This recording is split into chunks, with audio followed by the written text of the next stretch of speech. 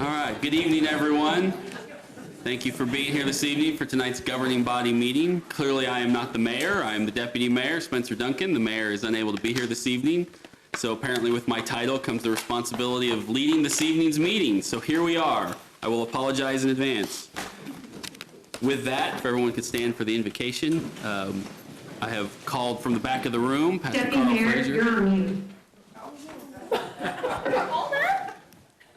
For what it's worth, my mic was on. It was a technical glitch. I haven't started off that poorly this evening, this leading the meeting.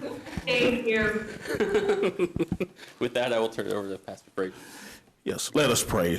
Gracious Lord, thank you, my Heavenly Father, for all you have done and continue to do, Lord.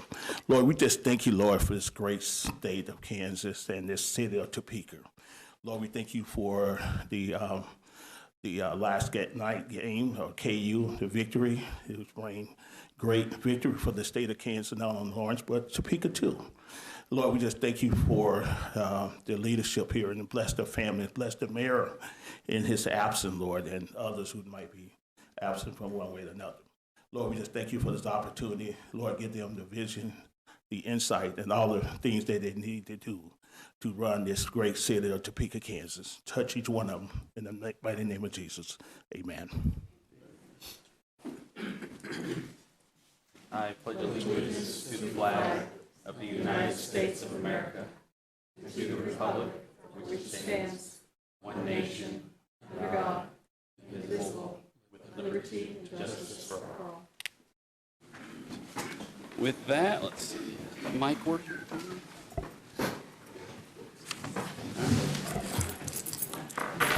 Was it open mic night?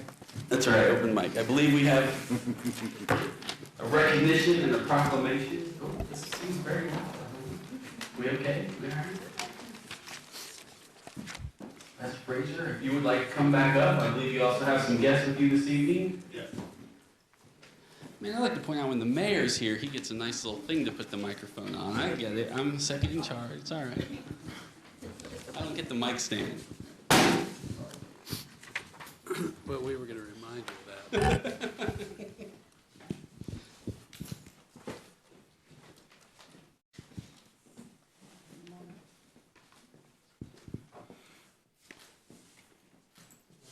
No, you got to come further. Go closer. You guys can actually get up here on the dais here. Yeah, don't stay down there. I'll feel lonely. We are here this evening to recognize the Alpha Phi Alpha Fraternity, Inc., chapter of the Delta Eta Lambda of Topeka, Kansas. That is a mouthful. Our national fraternity was chartered on December 4th, 1906. Delta Lambda chapter was chartered on Tuesday, April 6th, 1948 by 7 distinguished men of Topeka, Kansas, in which included the following men: Brother Robert G. Cotton, Brother J.C. DePriest, DDS, Brother P.A. Townsend, attorney at law, Brother P.M. Bell, Brother R.B. Stevens, Brother Finch, and Brother Richard Johnson. It's been 74 years since that ice-cold day and the chapter is still strong, and its members continue to carry on the legacy of their charter members. During those years, members have completed all national programs, such as Voteless People, a voter registration campaign, March of Dimes Partnership, Big Brothers Partnership through Mentorship, and Project Alpha. Also, we have local programs such as Doorstep, Volunteer for Christmas Giveaways, and gave away to high school graduates and college students in the amount of $15,000 annually in partnership with Federal Home Loan Bank since 2017. We are excited about our distinguished members, and here are our current officers. Brother Randy Hodge, President. Brother Anthony Gibson, Secretary. Brother Carl Frazier, Chaplain. Brother Brandon Clark, Alpha Advisor. Brother Patrick Grove, Historian. Brother Darren Curitan, Vice President. Brother Lonnie Walker Jr., Treasurer. Brother Douglas Smith, Director of Educational Activities. And Brother Timothy Moore, Associate Editor of the Sphinx. And on this day, April 5th, 2022, the mayor, not myself, has signed this certificate of recognition, which we honor you with this evening. Thank you very much for being here, and great work that you have done in Topeka for many, many years.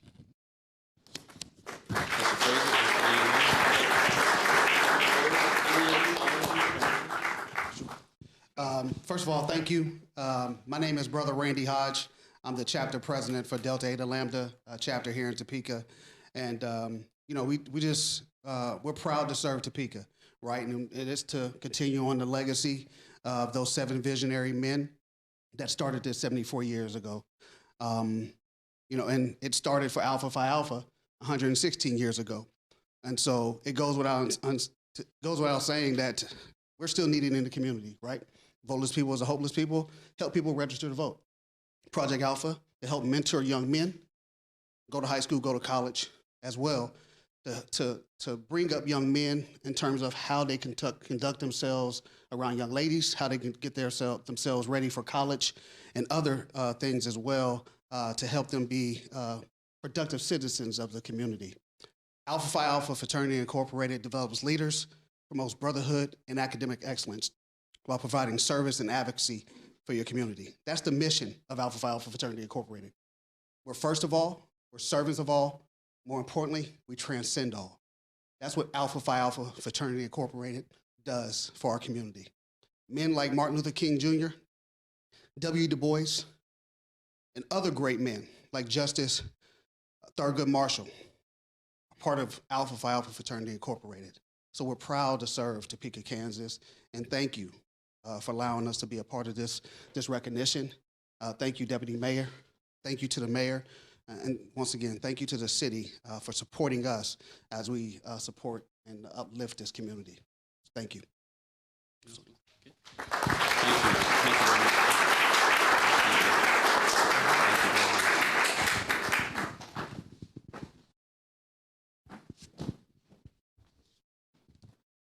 All right, Amber Miller, Kelly Durkin, are you here? I guess, and anyone else you'd like to come up with you?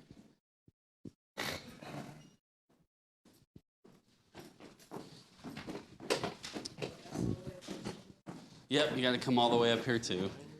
You can't hide in the corner, at least not for the next few minutes. We're here this evening with a proclamation that recognizes Child Abuse Prevention Month. Whereas children are key to the state's future success, prosperity, and quality of life, and while children are our most valuable resource, they are also our most vulnerable. And whereas children have a right to be safe and to be provided an opportunity to thrive, learn, and grow, and whereas child abuse and neglect can be prevented by supporting and strengthening Kansas's families, thus preventing the far-reaching effects of maltreatment, providing the opportunity for children to develop healthy, trusting family bonds, and consequently, building the foundation of communities. And whereas we must come together as partners so that the voices of our children are heard by all, and we are, as a community, extending a helping hand to children and families in need. And whereas by providing safe, stable, and nurturing relationships for our children, free of violence, abuse, and neglect, we can ensure that Kansas's children will grow to their full potential as the next generation of leaders, helping to secure the future of this state and nation. Now, therefore, Michael A. Padilla, Mayor of the City of Topeka, Kansas, does hereby proclaim April 2022 as Child Abuse Prevention Month. And we have with us tonight Amber Miller, the Kansas Children's Service League, and Kelly Durkin with Lifehouse. They put these little stamps on it. Take those off. I'll present you with this proclamation. Thank you. Would you like to say any word? One of you, both of you, all of you? I would like to say thank you. I'm Kelly Durkin. I'm the Executive Director of Lifehouse, and this is Sean Brocksterman. He is our current board president. And on behalf of the staff and the board, we appreciate the city for recognizing Child Abuse Prevention Month. We work very closely with the city of Topeka, with the detectives, and investigating child sexual abuse. And trying to protect children who are victims of crime. So thank you for recognizing the importance of this. We appreciate that.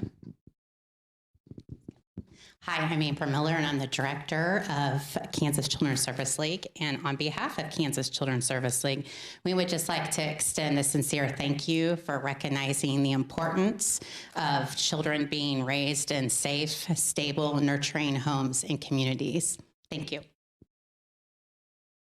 Thank you very much. Thanks. No, thank you. Thank you. Thank you. Thank you very much.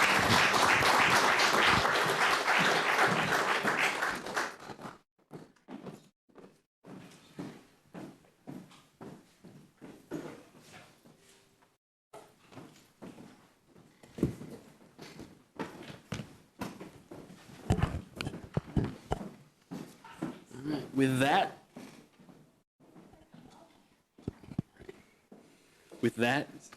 am I on? Sound, it's not as loud without the other mic. I don't hear myself booming it. Clerk, roll call, please. We have Mayor Padilla, Deputy Mayor Duncan, Here. Council Members Hiller, Here. Valdivia Aquila, Ortiz, I'm here. Emerson, Here. Hale, Here. Nager, Here. Dobler, Here. and Lesser. Here. We have 8 present. Thank you. City Manager. I believe we have a presentation. Is that next on the agenda there?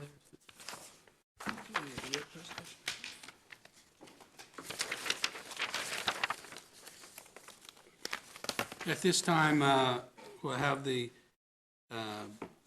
board director of the Topeka Sustainability Advisory Board present their 2021 annual report.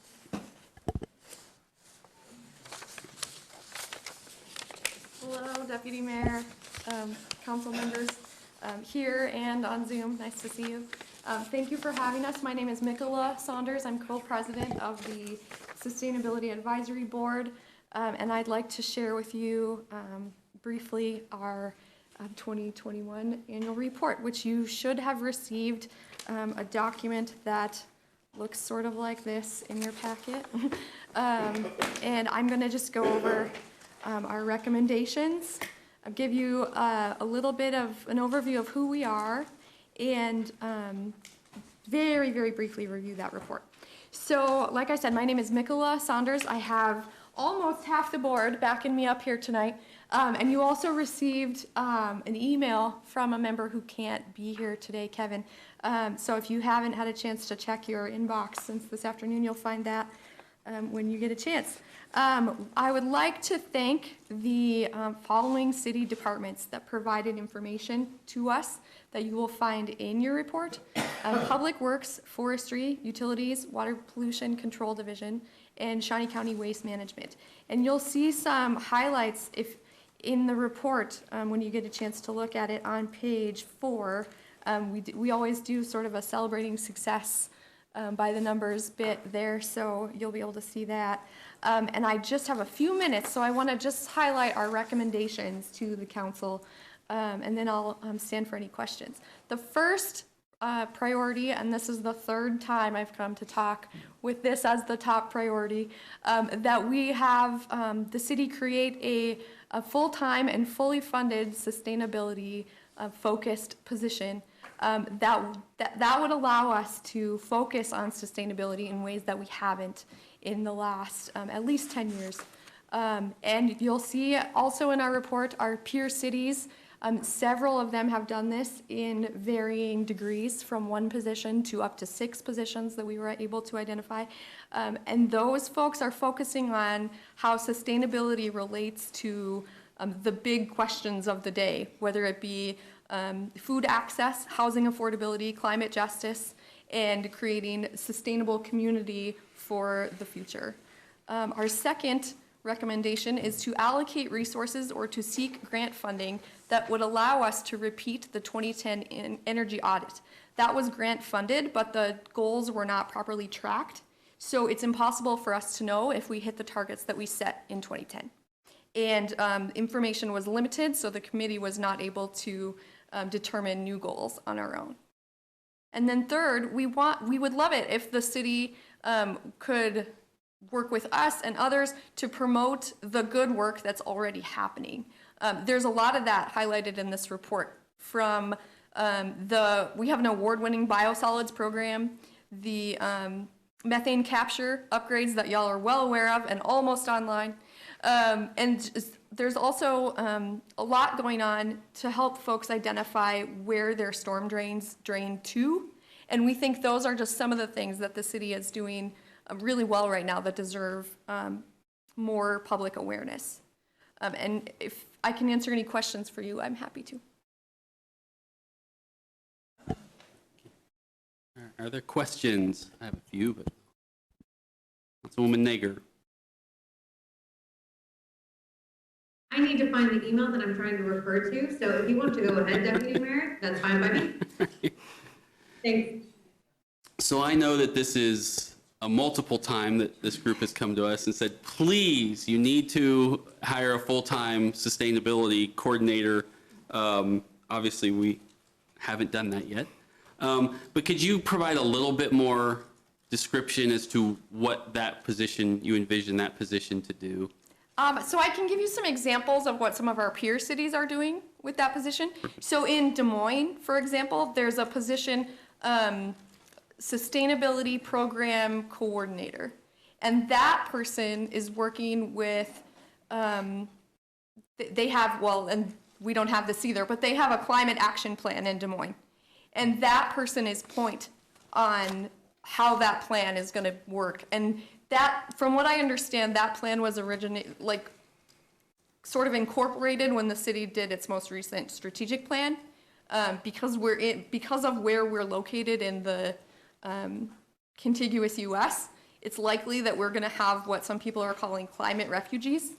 And so, how are we going to respond to that? And that the climate plan in Des Moines really addresses a lot of that.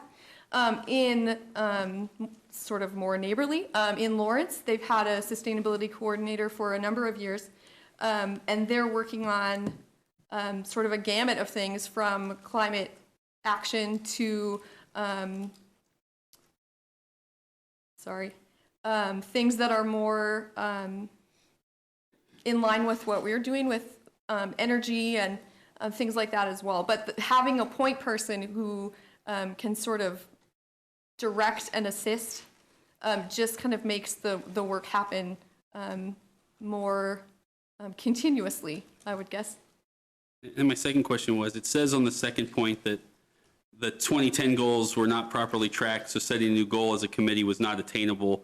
That's a different conversation probably. But my question is, could the committee still at least provide us or do some work to give us some baseline of where to start? In other words, I understand the problem of why we can't track from where we were, but obviously if we were to sort of set some goals, we'd have to have them in front of us and know where to start to set those goals. So I know in 2010, the goals were set based on a grant-funded sort of analysis of where we had been. The best that we could do when we were sort of brainstorming how to do it is to take another city and sort of mimic that, but we don't know if that's necessarily right, so. Okay, that's helpful. Councilwoman Nager, did you find it? I did. Thank you, Deputy Mayor.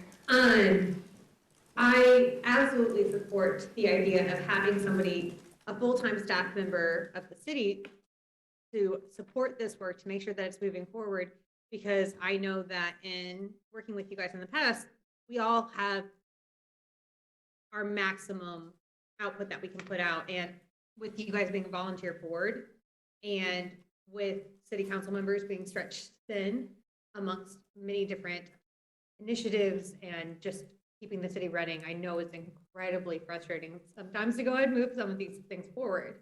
I know that Councilwoman Valdivia Alcala and I have reached out to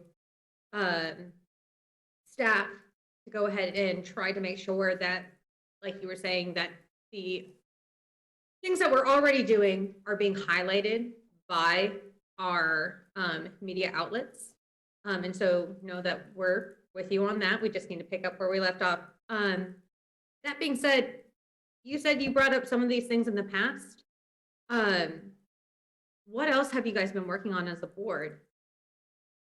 Sure. So I'll just point you to the back of the report.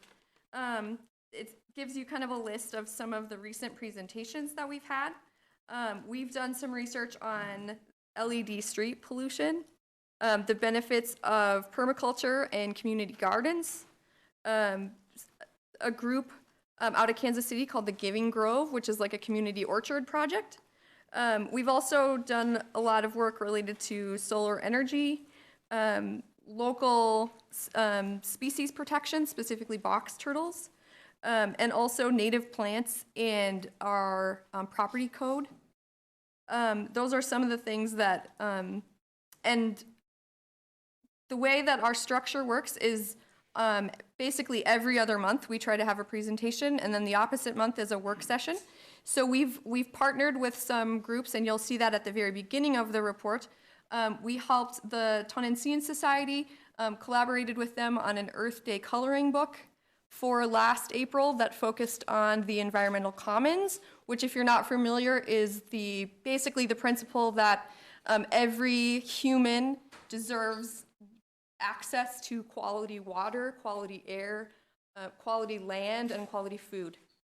And so the coloring book really sort of introduces those principles as it relates to the Kansas River and our local community. And then we've also partnered with other organizations on opportunities. This was primarily before the pandemic, to have a booth where we can help mostly children learn about watershed or learn about recycling and what's recyclable and what's not in our community, that sort of thing. And we're always looking for folks who are willing to partner with us. We started out sort of stop and start on some work around single-use plastic and just sort of the appetite that folks would have or not within our business community locally in looking at single-use plastics as well. So we try to stay busy. There's a lot going on with the climate and all sorts of different kinds of sustainability. So we've also written letters on behalf of other entities' grant applications, including the Topeka Metro electric buses and some other things like that too. So thanks. Any other questions or comments from the body? Councilwoman Hiller? Thank you, Deputy Mayor. Thank you for the work that you're doing, and I appreciate that we made time and that you all are here to give us an idea of what you're doing. It sounds like we should profile you every time, Gretchen, you go out. It's wonderful ambassadors for the city and good work. Is the study that you're referring to, was that the Vermont Energy Study? Yeah. And have you all had a chance to look at it? So we do have a copy of it, and we discussed it several months ago when the former city manager sort of said, you can set new goals if you want, and we really kind of grappled with that, like and we know there were sort of a stop and start again. For a while, we had a city employee who was half-time sustainability, and he did so much work to create a dashboard that had gone back to as far as they could, and they were trying to catch it up now. And so I'm not exactly sure kind of the status of that, but we know that it didn't reflect the type of audit that was sort of planned when that study was and those goals were set. But we know that that effort, I'm going to mix my years up because of the pandemic and that sort of black hole of time, but Joe worked really, really hard to try to get it to the point where we could pick up from somewhere and set new targets. To be really honest, I think that as a volunteer board, we're a little hesitant to say that this is the right target for Topeka. We could make a good guess, but I don't know if that, I guess I don't know how comfortable y'all are with guesses. So we'd like to work with you if there's a way that we can make something work. Absolutely. Thank you. And if I could answer to that, to Mikola and the board as well as to folks here, that came through just about the time I first joined the council. So I remember seeing that, and I remember seeing the goals. And one of the things I really liked about it, which I'm not sure is common, was that it was a split. They had the categories of things you could look at and things you could improve in, but then the goals were set with a split kind of half and half. This is what we could do within city government, and this is what we could do in the community.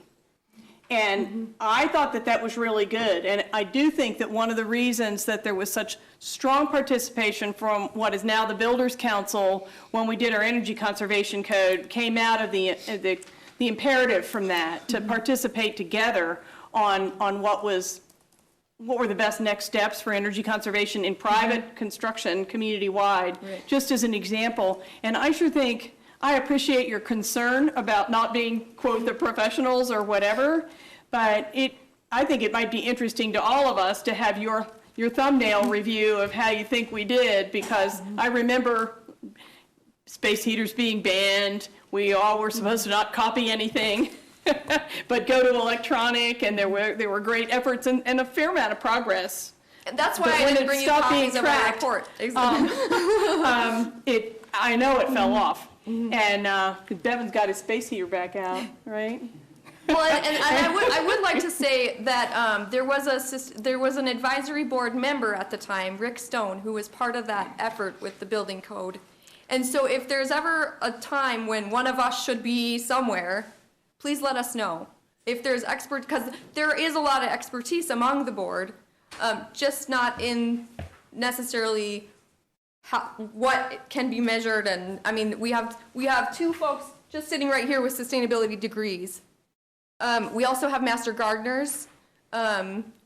Myself, my background is in PR, but there's an expert on solar who has built his own array and powers.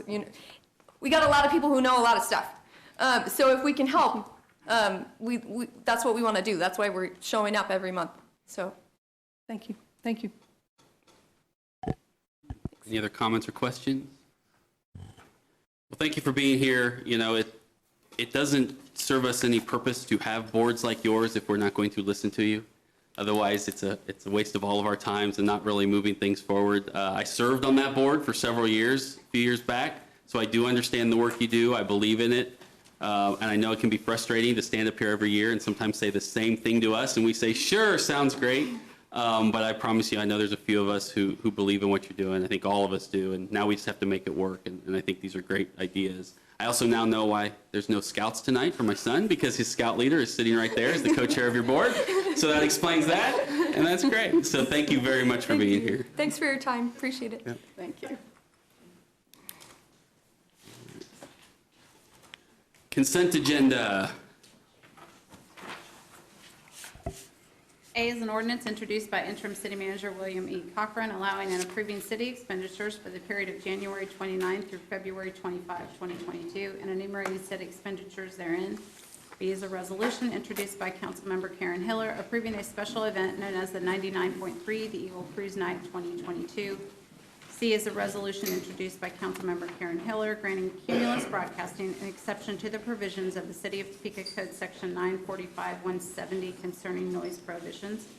D is approval of a public works contract for professional engineering and design services between the City of Topeka and SBB Engineering LLC to prepare preliminary design and estimates for Sherwood Park Subdivision Number 9, Phase 1. E are minutes of the regular meeting of March 15, 2022, and the special meeting of March 29, 2022, and there are no applications. Do I have a motion? Move approval. Second. Motion by Councilman Dobler, second by Councilmember Kell. All those in favor, say aye. Aye. No, we have to do a roll call vote. Let's do a roll call. Consent agenda just always seems so easy. Thank you. Councilmember Lesser? Yes. Hiller? Yes. Ortiz? Okay. Emerson? Yes. Kell? Yes. Dobler? Yes. And Deputy Mayor Duncan? Yes. Okay. I also would say And yes. Nager. I'm sorry, Councilmember Nager. She's a yes. So we have a yes. Motion carries. We will move on to the action items. City manager. Yeah, the first one is an ordinance establishing the Noto Business Improvement District, the BID district. I have received a request from Councilwoman Valdivia Alcala, since she will not be able to attend tonight in person or via Zoom, that this item be pushed to next week for a vote next week. Is that something we would need to take a vote on to move, or can we just discuss it and then make a decision? You could say without objection that you're going to move it or take a vote. Either one is fine. Okay. Are there any thoughts from the body? I mean, my position would be it's in her district, so for that reason alone, since she really could not be here tonight, she communicated that that's probably best to push it off till next week. Councilmember Ortiz. Deputy Mayor, you are in charge and you run the agenda. Pull it off and let's move on. Thank you very much. Right, Mr. Lester? Put a big 10-4 right there. So be it. Well, they're not here either, so. Any other thoughts or comments before we move on? All right, with that, we'll go to action item B.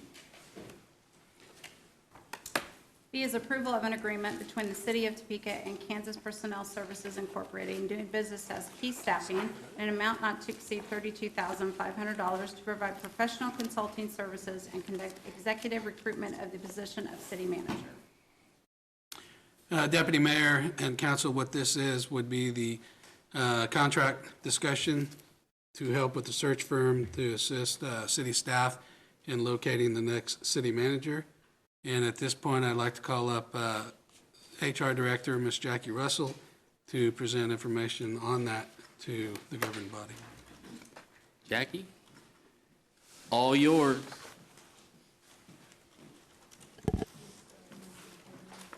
Good evening, council members. I just will cover a few highlights of this agreement that we've tentatively come to, which I believe you've all had a copy to review. So we've outlined the scope of services, which is very similar to what was in the RFP request. The negotiation is for a $25,000 professional service fee to help us with the recruitment of the city manager. And then we do have it built in a guarantee for us. If the newly hired city manager were to leave within the first 6 months of employment, Kansas Personnel Services would assist us with another recruitment at no additional cost. If the newly hired city manager were to leave after 6 months but prior to 1 year, then we would pay an additional $7,500 in a professional services fee. Under this agreement, the city will pay for any costs associated with the advertising campaign that we would do for recruitment of this position, any fees that are incurred associated with bringing candidates in for interviews, if there's any meeting spaces or anything like that that we would need to secure for any of the activities, interviews, receptions, et cetera, the city would be responsible for those expenses. So that's a very high-level overview, and I'd certainly stand for any questions or clarification that I could provide. Jackie, at this point, once we approve this, if we approve this, it's ready to, I mean, it'll be signed and this process will start, I mean, for the most part, right away? Absolutely. Okay. Yes. Wasn't sure what the timeline was. Yes, and I wanted to also share that Patty Millard is here this evening from Kansas Professional Services, but our intention, if this is approved to proceed this evening, would be that then next Tuesday evening, Kansas Personnel Services and myself would come and have a discussion item with you all to start talking about the process of recruiting. And once the contract is finalized, I would expect Paul Bossert to start reaching out to you individually to start getting insight on what you're looking for in the next city manager and what your kind of individual thoughts are so that we could prepare that for our discussion that we would have with you next Tuesday. So we are planning to be prepared to hit the ground running as soon as this contract is ready to go. Councilmember Kell. Quick question on the costs the city would incur. Who makes the judgment call on what those costs are? Like, well, with a flight, let's say it's first class compared to coach, let's say on that, or a conference room. We have plenty of conference rooms around the city that the city owns, and I just want to make sure if we're making those decisions on where these things are going to be at and how much we're going to be spending on that.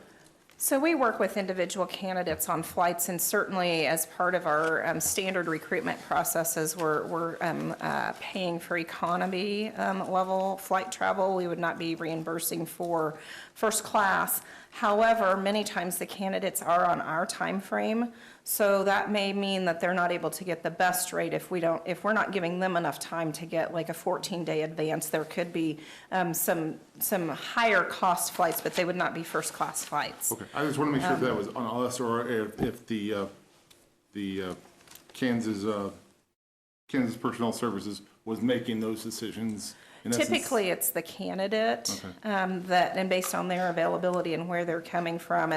And when we're dealing with travel expenses, the cost of the flight is typically the cost of the flight. However, I would tell you for things such as hotel accommodations for those candidates, we do have a rate, a city government rate with local hotels. So we would utilize the city's rate for their hotel accommodations if needed. And we would not anticipate meeting room space unless there was a need to have a greater accommodation. We will always try to use city spaces, but depending on the process that you all determine, we wanted to make sure that there was flexibility to accommodate that within this contract. But we get the miles, right? No? We get to keep those? I like those miles. Any other questions, comments? Councilmember Emerson. Thank you, Deputy Mayor. No, not really a comment. Well, I guess I'm sorry, not a question, instead of a comment. I really appreciate staff working on this. I mean, this is a local firm. It has a great reputation. I know they'll do us a great job. So with that, I would move approval. We have a motion and a second. Any additional comments? I Councilmember did Hiller. have question, comment. It doesn't necessarily mean anything has to change in this contract, but there is no mention of a public input process before the RFP goes out or later. And so would that mean that it's on us to invite and accept public input about what people are looking for? No.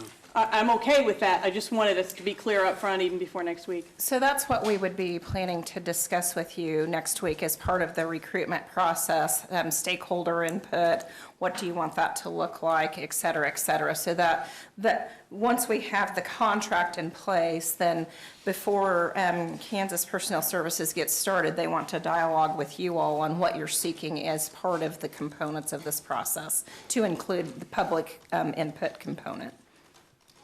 Okay. Just clarifying that was, I don't mind if the net was that we're the representative officials and anybody has some ideas, they should get hold of us. I just wanted to check. Yeah, so tonight is the approval for the contract. Then we'll put the process together, bring that process to the governing body for review. If you're comfortable with that process, then we'll go to posting the job. Okay. Just didn't want to delay it either, so. Thank you. Well, yeah, we don't want to delay it, but also, like I've said, we want to make sure we have a very good process in place that everybody is comfortable with. Okay. Thank you. I do not have my list of public comment. Were there any? I should have checked that before on this item. No, there were not. Okay, just wanted to make sure. All right, any other comments or questions before we turn it over for a vote? See none. City Clerk, take a vote, please. Councilmembers Hiller, Yes. Ortiz, We lost her. Nope, here she is. Yes. Emerson, Yes. Kell, Yes. Nager, Yes. Dobler, Yes. Deputy Mayor Duncan, Yes. and Lesser. Yes. We have 8 yes, motion carries.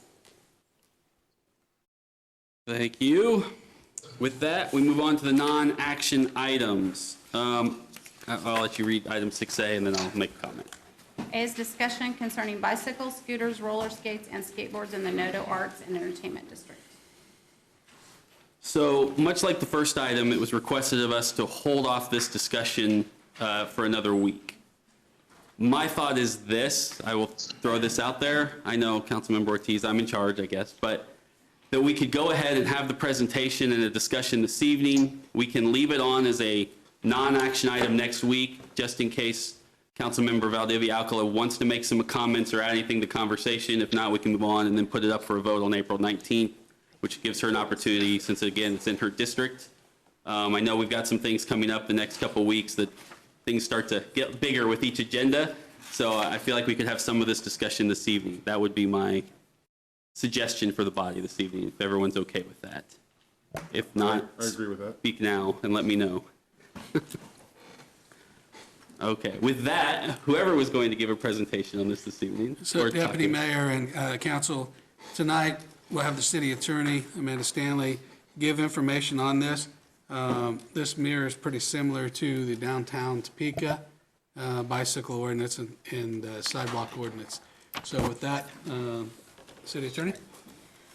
Thank you, City Manager. This ordinance was requested by Councilwoman Valdivia Alcala on behalf of the Noto district.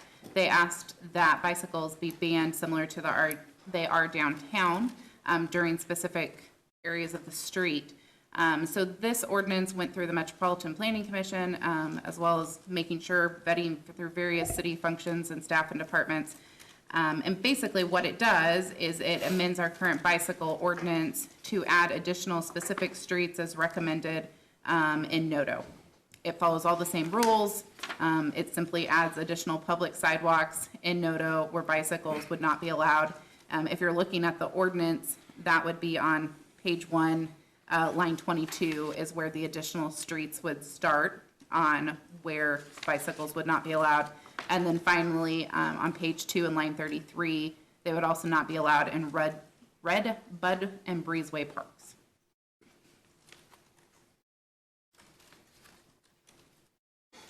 All right. Questions, comments? Councilmember Hiller. Thank you, Deputy Mayor. I'm not sure whether there are differences of opinion from Noto on this, and so I'm eager to hear them as well. I do wonder, I got an email from one of the downtown residents that's very much a watchdog on what happens with the bicyclists and skateboarders downtown. And one of the things that he has observed, we all have, is it seems that having the signage, which is not really addressed by the ordinance, so this is more of a how you implement it, that the signage is up high. If you're riding your bike, you're looking down low, you're looking at the sidewalk, you're looking at the people. People don't seem to notice that it's there. There had been a lot of this debate when the downtown ordinance was passed about location of signage. And I wonder if this is what they want, we could probably pass it, but I think they might benefit from being referred into the Complete Streets Advisory Committee for the opportunity to talk about what's worked and what hasn't worked downtown and what might work. For instance, embedding the signage about not being able to have skateboards and scooters and bikes on the sidewalk. Some cities embed that signage right in the sidewalk, and downtown didn't want to do it because they had the brand new sidewalks coming in. But in Noto, with narrower sidewalks, less room to look around and kind of do anything, I don't know if anybody's discussed that with them about, it's nice to have the ordinance, but what you want is something that's pretty subconscious that people notice and go, oh, I shouldn't be there, so that it's not just all enforcement or just something on the books. Again, I don't know that would have to, if they're sure where they don't want that traffic, but it needs to go someplace else as well, and addressing just how to do the signage and how to manage it better might be just a great venue for them. Any other? Councilmember Kelt. Thank you, Deputy Mayor. My concern with this is if we start expanding bubbles, now we're making all these areas where you can't ride a bike, and you only go around on certain streets, and we keep on expanding this. Where are people going to be able to ride a bike? And there are a lot of people that go to Noto that go on bikes, and also now we're limiting that. I read an article in CJ about this, and it's a little confusing that almost like they say it's not a problem, but they're wanting to make sure it doesn't become a problem. And something about carts. So I'm not sure if they're talking about shopping carts or carts going from business to business, being an obstruction on the sidewalk. But I just have a concern with starting to make all these areas where you can't ride a bike. I know we have skateboard parks, but it's like some people, that's the way they transport themselves. And we start limiting modes of transportation, especially now when car prices are through the roof and people are looking at alternative means of traffic. We start limiting where people can go. It's, from one side to the other side of the river, it's just going to become where someone's walking 3 miles when they could have been biking it. So that's where my issue becomes with that. I know they'll be able to bike across the bridge, but once you get back over into from the downtown area to the Noto area, it's like, what was the point? Deputy Mayor. City Manager, yeah. Oh, I had Councilmember Dobler. This only prohibits riding vehicles on the sidewalk, Right. is that correct? Not on- So I thought I saw something about riding on the streets, or also on certain streets. We're going to be limited also. No, this is the public sidewalks along those streets. The language is in the ordinance, not CJ online. No, I'm saying, I thought I read on this right here, that it was on the streets also. No, public sidewalks. City Manager? So, Deputy Mayor and Council, what this is doing, it's mirroring, Noto wants to become very similar to downtown Topeka in the aspect of several of the economic development type issues. And so what they want to do is they want to mirror, they want to be just like downtown Topeka. So it would limit bicycle traffic on the sidewalks in a certain core area in the Noto district. And when they talk about carts, what that is referring to is individuals who have carts affixed to the back of a bicycle. That creates a hazard when they ride on the sidewalks. As Councilwoman Hiller pointed out, those are narrow sidewalks. And so when you have individuals that are riding on the sidewalk with a cart, it has become a pedestrian safety hazard. And so it's to move those bicycles off the sidewalk onto the streets. Now, here's where I have an issue with downtown and also Noto that I've had an issue for several years. They're wanting us as a city to do things for them, but a lot of these businesses are only open for a very limited time. And we're supposed to make all these ordinances to help them attract business, but if they're not willing to open up their businesses more than, like one I saw the other day was only open for like maybe 20 hours a week, for the whole entire week. And so how are we supposed to help them attract business if they're not going to even be open to attract that business? And we're making all these rules to help them out, and they're not doing anything. And there are some businesses that are open a very good amount of hours, very acceptable.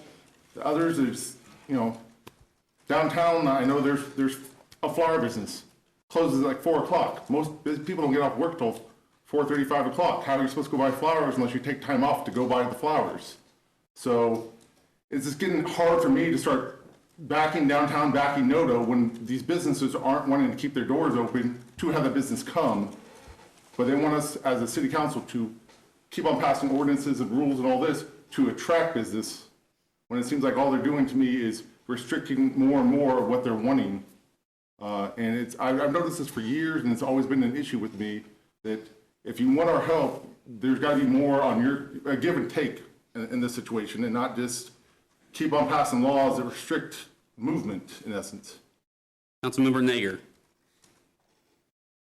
Thank you, Deputy Mayor. One thing I want to draw attention to is we're just talking about traffic flow, where we want it to be in this particular district. And so I think we should go ahead and keep it reserved to that topic. I have a silly question. Oh, Councilwoman. One Hiller. clarification, just from the experience being on the Complete Streets Advisory Group as well as representing downtown, was that the concern was danger for residents as those both districts got more dense and more active, which both have. If you have people living or in the businesses, if you open the door and step out, most of them don't have a vestibule where you're kind of protected, but either way, you kind of step out blind onto the sidewalk and somebody's coming screaming by, it's not going to go well. And so the concern was that to limit the sidewalks to pedestrians, basically. But like, if I remember right, part of the Noto, the main stretch of Noto there, the road is just horrendous right now, if I remember right. And then it's actually very hard to, when you're backing out, to see other people. I was just here the other day with my daughter. We try to go to Noto and try to support it. But it's, then my other concern is we have the rescue mission right there. And a lot of people travel by bike that way. And now we're limiting, like you said, if we're getting to the point where it's like, if we limited access and all this stuff to certain areas, what part of town is next? Are we going to start limiting the Wheatfield Village? Are we going to limit Wanamaker? Are we going to start eliminating all these places where people can ride a bike. And we're talking about alternative options all the time for people to do things, but now we're starting to, we talk one way, but then we restrict another way. And it's just, I just find it concerning that it's not, to me, gonna help grow Noto by restricting things like this. We did pretty well on the skateboarding on downtown. There's a lot of the items have skateboard restrictors on them, little bumps and things like that. And I haven't seen, anyone doing that kind of stuff. But like I said, a lot of people travel bike, they travel by scooter, they travel by skateboard. And that's where they travel. And there you get certain areas, if, the road is not an accessible way to travel that way with a safe way. And if it's allowed the rest of the city, why are we just restricting certain areas saying, nope, you can't do that here with their mode of transportation? Out of curiosity, where did we come up with the list of sidewalks? That was put together by Noto, Okay. primarily Mr. Underwood, and then discussion. It also went to the Complete Streets Advisory Committee. They suggested modifications to the roads. It also went to the Metropolitan Planning, who also suggested modifications, and then it went back to Noto with all of the suggestions and then came to you. Councilmember Hiller? Would just point out that some of the discussion when the very first considerations downtown were made of that is that most malls prohibit bicycles, skateboards, and scooters in those public walks and public plaza places. And so actually what was done for downtown that they're now bringing forward mimics what most shopping spaces do. But that's private property versus. Would you like to be recognized? Sorry, yes. Thank you. Councilmember Kell. That's private property versus public property. It's where that aspect there, just because a mall did it, and the malls do lots of things that limit things, but doesn't mean that it's, once you get on the public property, and it's gonna get to the point of, are we gonna sit there and say, like, a couple of months ago, we had those auditors, and they're always getting stopped for standing on the sidewalk filming across the country. Now, is that person, since they're standing on the sidewalk for an hour, are they becoming an impingement and a hindrance of someone getting up and down the sidewalk? And so that's where it's. Deputy Mayor. Well, Councilmember Lesser. My dad always had a saying, says, when you get in a hole, sometimes you need to quit digging. And the point being here is, we're talking about a narrow sidewalk. People can still ride their bikes on the streets. The sidewalk is not conducive, especially in Noto, for transportation of any type of wheeled item. Nobody's trying to get auditors off the frickin' street. Nobody's trying to limit somebody's ability to go to Noto and ride their bikes down the street, on the side streets. They're just saying it's not a good idea, and it's not safe due to the narrowness to have skateboards, to have bikes carrying basically recycled items. I grew up in North Topeka. My dad's shop was on Kansas Avenue way back when there was Twilighter Country Club. And let's not overfocus. Let's stay on the point of what we're talking about. We're talking about, is it a safety issue, and is it best served for the public that bicycles, skateboards be on the street and not on a narrow sidewalk? And end of question. That's all I got. City Manager. Deputy Mayor, real quick. This has gone in front of the Complete Streets already. And like I said, they've recommended approval. And there was not an appetite for it to go in front of another committee. And so the recommendation was it come directly to the council. And tonight's discussion item, like we said, and we'll be placing it on for an action item in 2 weeks. Perfect. From my perspective, this becomes an issue that is somewhat clear-cut in that if you have concerns about what it does, you have concerns and you don't like the proposal, and if you support it, you support it. I don't, the nuances, aren't too many nuances in between, I think we'll find from that level, and that's okay. That's what we're all here for, to to vote whichever way we want to go, but I think on this issue that's where it stands. I think I will repeat, though, one thing that was, repeated for the public and for clarification. It is not banning these items from NODO. You can still ride your bicycle and the scooters in the street. You just cannot ride them on the sidewalks themselves. Correct? Correct. Okay, I think that's important for everybody to, particularly the public, to better understand. Councilmember Kell. Just looking at NODO on right now from the street view, looking at it, what happens when someone now is riding their skateboard down the street and gets backed into by someone? Like I said, it's a hard, when you're in a low profile vehicle, it's hard to see out. So that person gets backed into, ran over, or a bike gets hit. You know, it's like, where does that liability fall now? Does that fall onto the city? Now we open ourselves up, open the lawsuits by excuse me. Mr. City Manager, I've had an issue with the way you kind of, when I speak, the way your body language gets. Councilmember, not. It's an issue though, and if I speak and I get negative body language from the assistant or the interim city manager. With respect, Councilmember, you're out of order at this time. I will go to Councilmember Hiller, who had her hand up. What's the point of being here then? I mean, seriously, if this is the way I'm going to be treated. Councilmember Kell, we can just, thank you. He's raising a pretty good point. We face that downtown, the issue of bikes typically being asked to be on the far right-hand side of a lane, which puts you right behind the parked cars. The solution that happened downtown was to put the sharrows right in the middle of the lane, so it made it clear, based on the standard traffic control signage, that it was fine for the bikes to be right in the middle of the street, not expected to be off on the side. And that seems to have helped tremendously on that score. Mr. Deputy Mayor. Councilmember Kell. The downtown streets are a lot wider than the NODO streets are. And it allows for more leeway when it comes to safety, where when you're riding a bike or a skateboard or like we had the birds that are now popping back up again, they don't leave a lot of leeway. If one person's coming one way, one's backing out, where is that person on that vehicle supposed to now go? It becomes, to me, a big safety hazard on, when you talk about the width of the sidewalks, the width of the streets are very different in NODO compared to downtown. So I like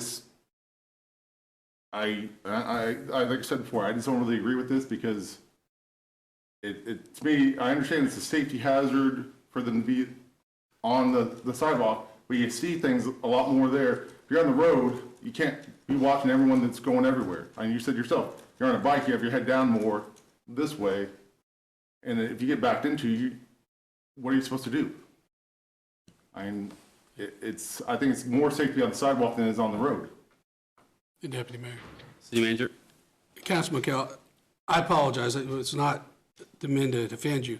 My reaction was that we don't bear any legal responsibility putting bicycles onto the street. And so that was, again, I apologize, but that's what the reaction was. No, we don't bear any responsibility by putting the bicycles on the street as opposed to on the sidewalk. Can I respond quick? Councilmember Kell. I've been told by a couple lawyers, any good lawyer is going to find a spot, and if they're going to want to sue because we have an ordinance that says, the bicyclists would ride on the sidewalk everywhere else, and they get to that area and they don't get a ride on the sidewalk and they get hit by a vehicle, they're going to sue saying, hey, the city made this ordinance that I can't ride here, so it's allowed everywhere else in the city, so the city's at fault for this.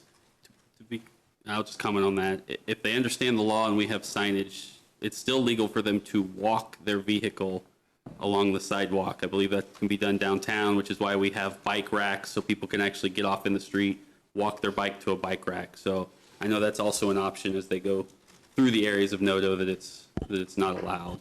Councilmember Lesser? Yeah, is Ms. Stanley there? Yes. Ms. Stanley? Yes, Councilman. Could you be so kind as to explain the Kansas Tort Claims Act to Mr. Kell and how it would apply in this situation in regards to the legalities of a skateboarder assuming the risk of skateboarding down the street, and what protections we have under the Kansas Tort Claims Act in this exact situation. The Kansas Tort Claims Act is something that allows governmental entities to be sued in certain scenarios. Generally, under the law, a governmental entity is immune from suit unless they are consenting to be sued. In the state of Kansas, the Kansas Tort Claims Act is what the state legislature has deemed under these actions a city could be liable for negligence.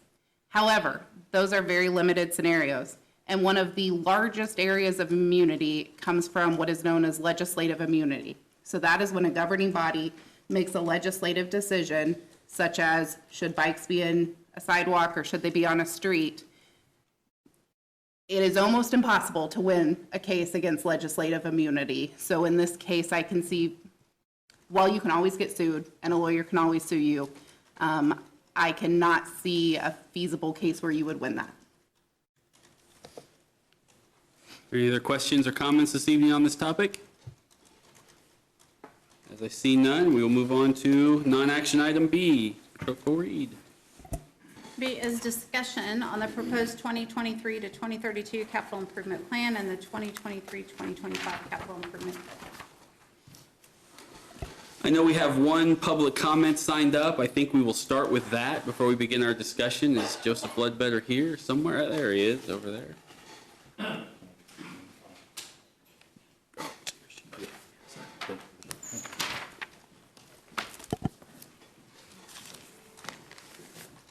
Thank you, governing body. I found some areas of interest in the CIP as presented, looking at the things I could find online. Understand I haven't gone in depth into probably all these projects, just as you probably haven't, but I do have some concerns. One of them that popped up to me was the spending $10 million proposed for HVAC on the city and TPAC. Of course, City Hall is, I mean, this is all one building, I understand, but we have a couple different uses for it. And I went back and looked at numbers that I got from personnel, and I remember we'd spent millions on this HVAC just a couple of years ago. It was actually in 2018. So the numbers were right at 2 million by the time the change orders were finished. That's a very large project for an HVAC. So I'm concerned that all that money was spent wastefully, or that maybe this is what I suspect, that maybe we could trim this project down quite a bit by looking back at what we've already done and maybe taking our time and going through this a little more slowly and figuring out if we're spending too much. And that's always a question that we want our government, especially our elected officials, to do is, are we spending too much on something? Are we being frugal with our money? Are we following our fiduciary duty and not wasting money? Another concern I've got is the pipe construction. I've been talking about this for several years, the water line replacements. I'm looking at 2022 numbers that I have here under the changes. And it looks to me like we're only talking maybe 2 miles of water line replacement. And one of these projects, interestingly enough, is done with sales tax money as well. And that is California 37th to 45th. So when we look at these past CIPs that we've been given and voted on as a body, there's this claim that because we raised our rates, and that was the need for raising the rates, and I think we've gone up 22% in the last basically 2 years. It's about 7.5% a year. That we were going to replace 6 miles a year. Now that was minimum. That was the benchmark, and I'm not seeing that. In fact, when I go up higher and I look at this Oakley project that was done 18th to 21st, that's only about a half mile of pipe that was done. I know because my son lived over there at that time, and he sold and he's moved to another house in Topeka, a larger house. But anyway, these numbers are not keeping up with that 6-mile promise that we were made in order to exchange that for higher water rates.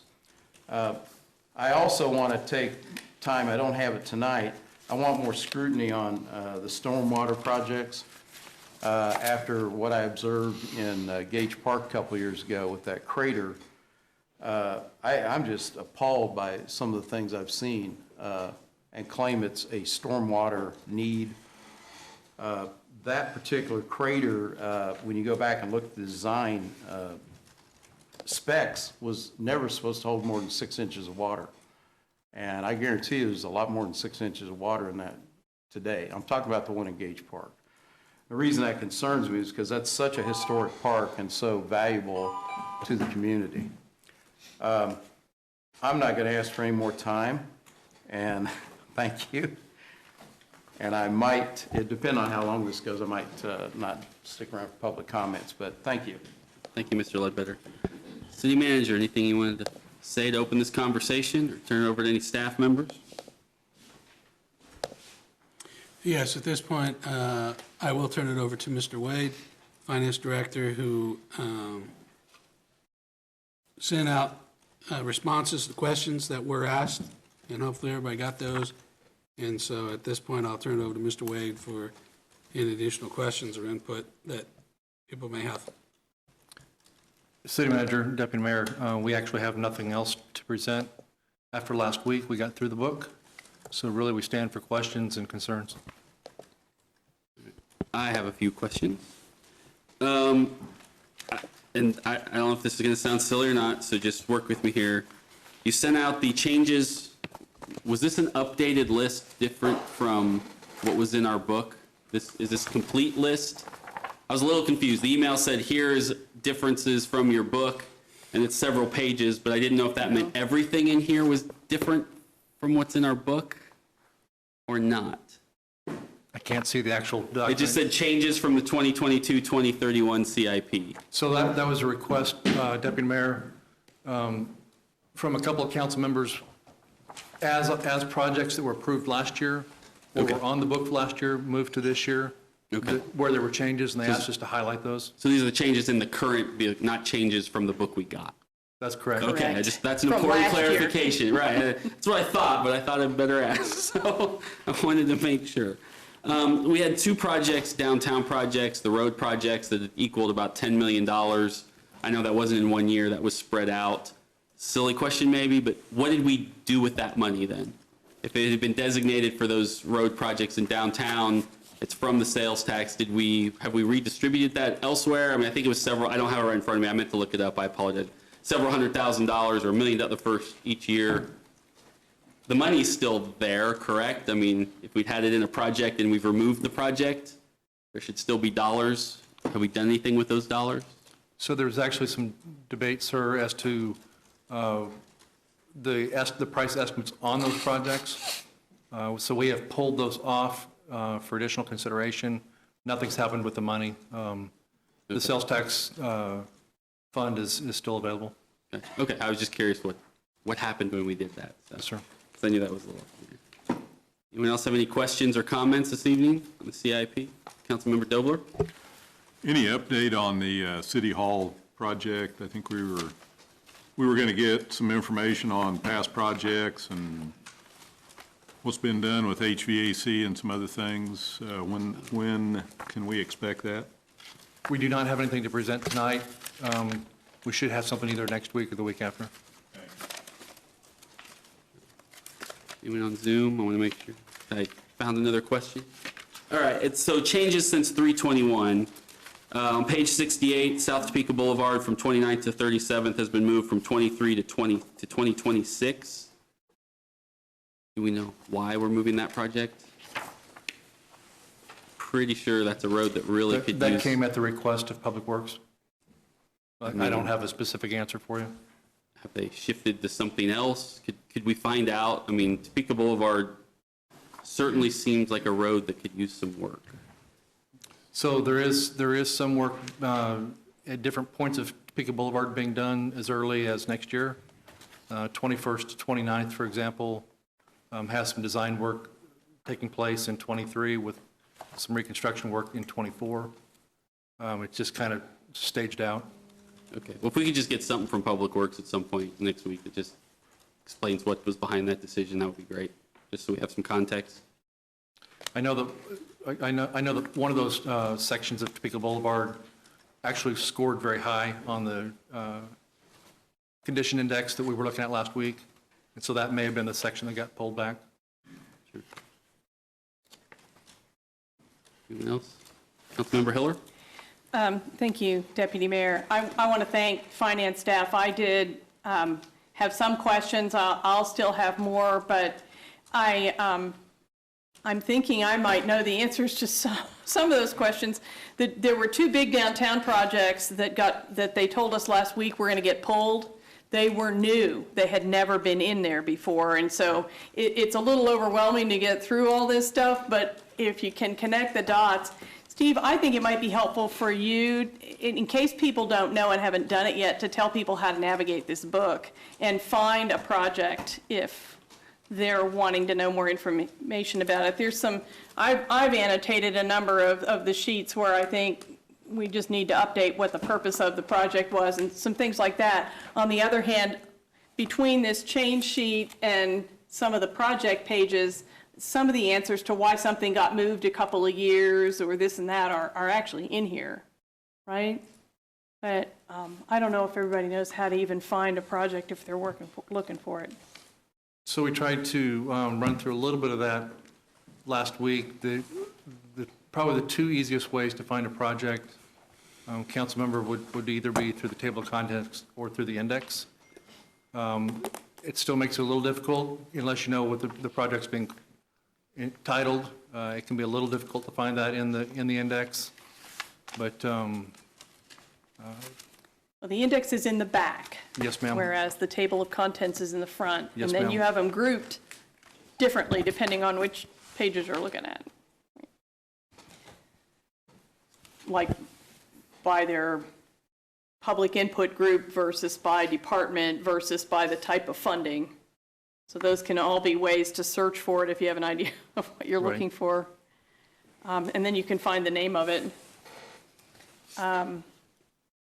Could you talk with us a little bit about this whole layer of the scoring, where to find the description about how you came up, how that scoring was done, and your at least initial staff reactions as to how you used it and what you're thinking now that you've used it the first time? Sure. So in the book itself, there is a scoring chart. This was the first time we looked at it. We had 4 individuals that weren't tied to these specific projects that could maintain a level of neutrality, that looked at, throughout the matrix, looking at ways to look at timeliness, at equity, adherence to council projects. They got scored on a scale of 1 to 100. And so on those project pages, you'll see those scores. We did not have any projects this year that were ruled out because of scores. The thought was if we had requests that exceeded the assets that were available, that would be a piece of information that we could provide to council that explained why that may not have made the book. Thank you. And so you're feeling like it gave a pretty good rating? Yeah, I think there's some things we learned from it. I think it's our intent to continue it. What we're trying to do here is to provide the council with a level of data that could help you all understand why we were recommending something or we're not recommending something, instead of it just going off of gut feel. Thank you. Thank you. This will be my 3rd year through this process, and I will say the book is incredibly improved from the first year I did this. Part of it is I understand it better, but part of it is it looks better and it's a little leaner, meaner, and a little better to go through. So I do appreciate that. I will just reiterate, since this project was changed from our workshop, apparently, I guess my concern is, I'll just throw it out so we can get the explanation. the part that we seem to be moving is a part that we seem to also be really working hard to develop over the next several years. So that's why it popped out, that 29th to 37th portion. And again, it's not you, you're just the guy who gets to sit here and record the question and pass it on to Public Works so they can get us an explanation. But I think that seems to be an important stretch that we've really focused on as we've obviously tearing some things down and have some developers looking at it. And so I would hate for us to be pushing that project back if that could impact what we're trying to get done in that stretch of road. So I was able to get a little bit of feedback here online. Some of these shifts were made because of coordination with waterline projects and making sure that we weren't closing down too many streets in the same area at the same time. So that's what caused some of those shifts. I imagine the mayor may have some questions about that stretch of road too. Yes, Just sir. FYI. Already got it. I may have gotten it too, as we say here. His road is rough. Any other questions or comments? I City think the Manager? other thing to keep in mind, Deputy Mayor and Council, is that the ARPA dollars will come into play on these infrastructure projects, and so we need to keep that in mind on the potential of when and if some of these projects we want to move around and pay cash for them up front. Councilmember Emerson, sorry, he had his hand up, but I missed him. No problem, Deputy Mayor. Thank you.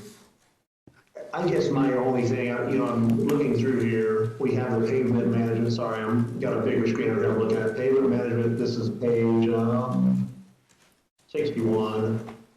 And we have, and there's a note in here. And by the way, this history is fantastic. I really appreciate it, Mr. Wade. That really helps us to know what's going on. But it just mentions that for years 2018 through 2021, like $20.5 million was budgeted. Only $11 million have been spent as of 11/1/21, and there was like $9.5 million left, and it says 5.1 that's been allocated. But I guess my issue is it seems, in looking at a lot of these things, it seems like the problem is on some of these. It's we have all this money sitting there, but we're waiting for design or something to be able to actually spend the money. And on some of these that are mill and overlay, at some point we got to trust field staff to go out, in my opinion, and go out and say, hey, this needs done from curb to curb, from here to here, and have 3 or 4 contractors. Well,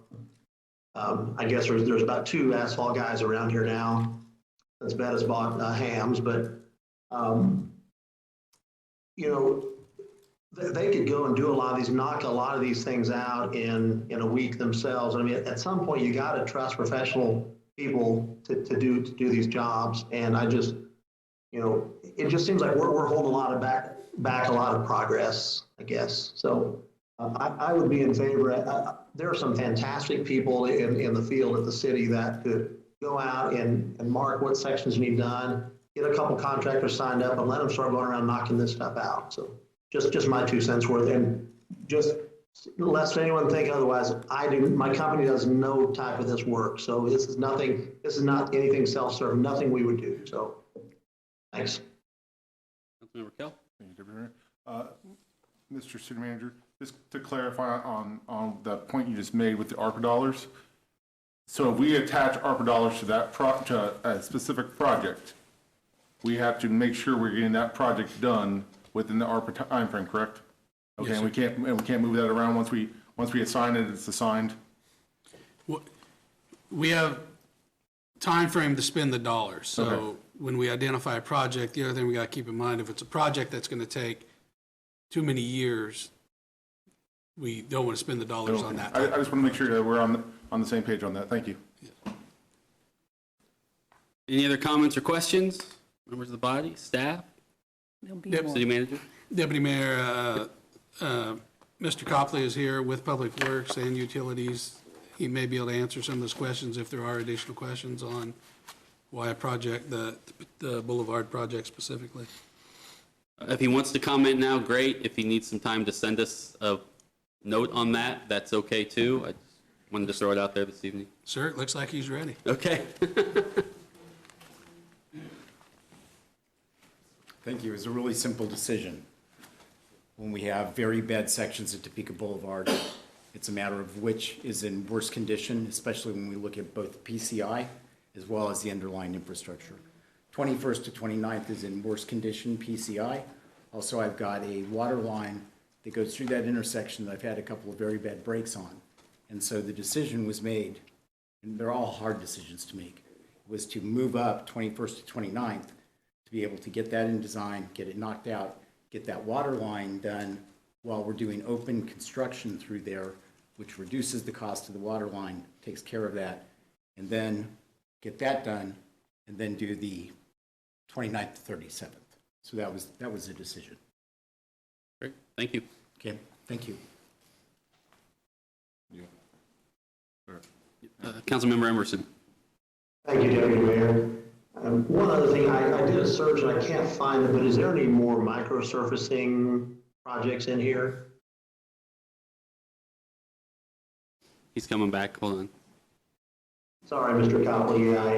I did a search, but I can't find that word in here, so I'm not certain if I'm missing, or different spelling or something in here. The page that you had just referenced, and I can't remember, it was 55 or 66. My index doesn't match my pages. That had the 6.5 million, 7 million. That one that you talked about. Yeah, it's on page 61 in mine. So that which we call the pavement management rehab and reconstruction, that is a blend. That's 3 different treatment strategies. It's some full depth reconstruction, it's mill and overlay, but it's also microsurfacing. So those 3 components are included in what we do under that program. And this is where we use our computer model to help us identify PCI areas. So just to background is, in the old days, it was always worst first. You would always look at your worst streets and you would go in and you do full depth reconstruction. Asset management has really matured over the last decade.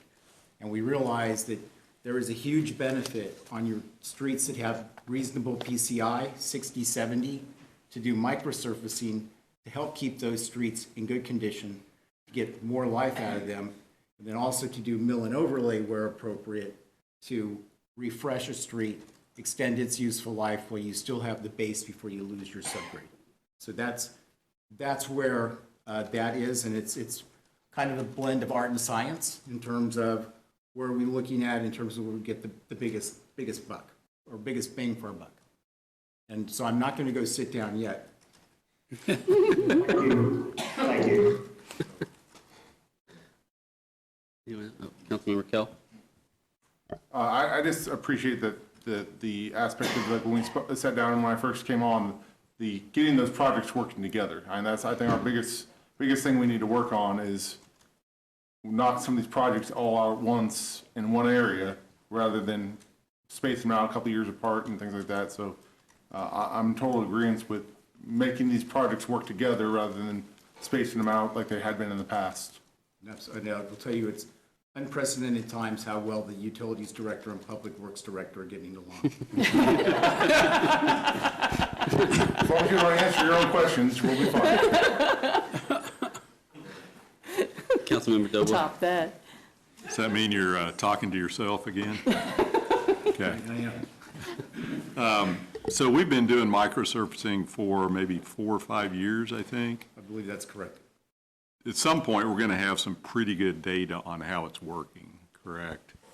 And you probably can't answer this, but it'd be great at some point to just see what a 5-year-old street looks like that's been microsurfaced, and you know what the expectation is for the lifespan of this. I think it's a great way to approach the streets that, as you mentioned, still have quite a bit of life. Just needs a little bit of a refresh, but maybe down the road, maybe this fall sometime, and after budget, we could get assuming you're not the public works director anymore, but you could pass on to the new person that maybe a look into past data and a report to the council would be great. Thank you. Any other questions or comments? Thank you, Braxton. I have to double check, Deputy Mayor. And I thought I sent it, but maybe I did not send it. About 4 or 5 months ago, we did put together a very nice packet on microsurfacing. And I just was speaking with Councilman Lesser. I may have mistaken, I thought I sent it, so I'll have to double check, but we have that information. I have a micro memory, so.